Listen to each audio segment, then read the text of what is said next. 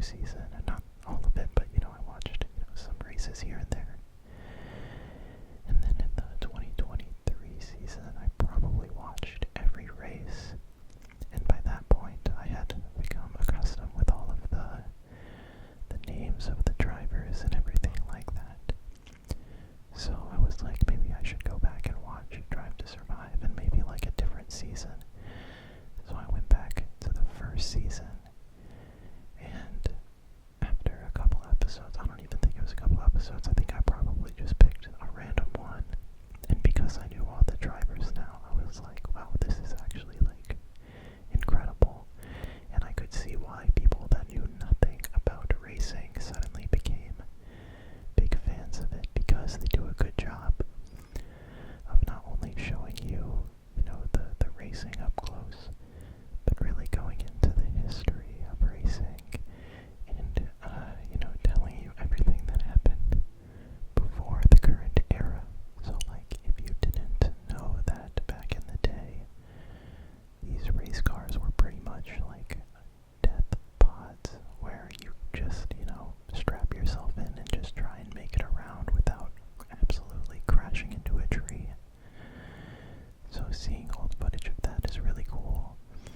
And then, I don't know, just, now that I had more context, I really enjoyed at least the first couple of seasons, but I don't think it has a good chance of lasting a really long time, because if you watched the season, there's really no point in watching the show, because they just go and recap everything that happened. But they do a good job of, finding smaller storylines and really showing you that F1 is just like, especially for teams that aren't very good, you get really, really, like, coming in 8th or ninth place can be a really, really good result, and it's insanely competitive. And because of that, sometimes it can be boring because the cars are all spread out and you can tell what's going to happen, but I really appreciate that it's like that, because in NASCAR, a lot of the times, it just seems like a deck shuffling throughout the entire race, and then it's just like whatever the deck gets shuffled out as is the results of the race. I mean, especially at like Daytona and Talladega, obviously, but even in regular races, it's like there's a guy that's in first place for a lot of it, and then he's like, oh, what happened? They're now in 25th.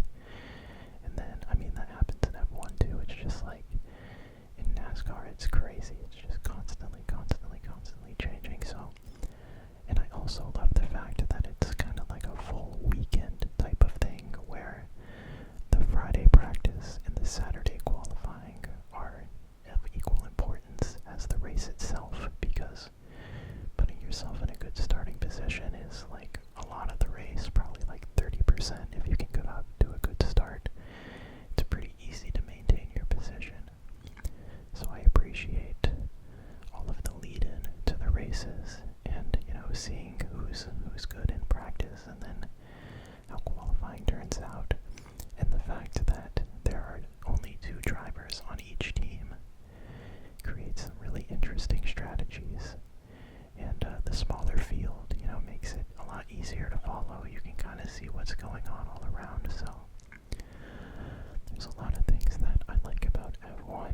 Now going back to the, oh yeah, and one other thing, especially when you start watching something, or like, you get into something fairly recently, your perspective on it is going to be a lot different than people that have watched it or have been a part of it for a really long time.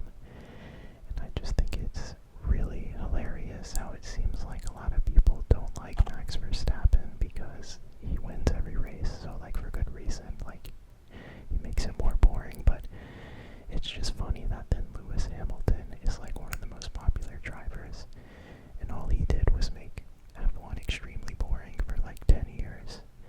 And he's also like, he kind of reminds me of Kyle Busch in NASCAR, where every single time like his teammate qualifies first, and he qualified 7th, and like at this past race in Canada, he was like, yeah, I lost probably like half a second in qualifying because of like, blah blah blah blah blah.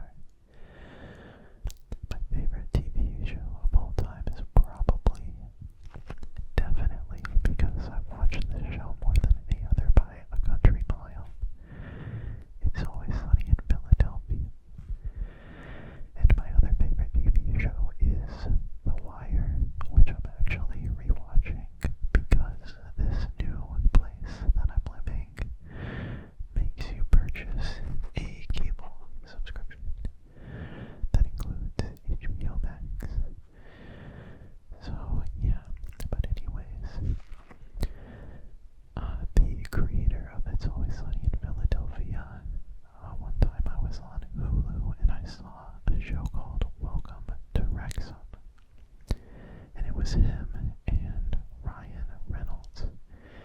And this is something funny. I'm probably in the extreme minority because kind of a running joke on that show is that, like, you know, everybody knows who Ryan Reynolds is because he's Deadpool and he's been in other movies. But I went through his discography and I don't think I've seen a single movie with him in it.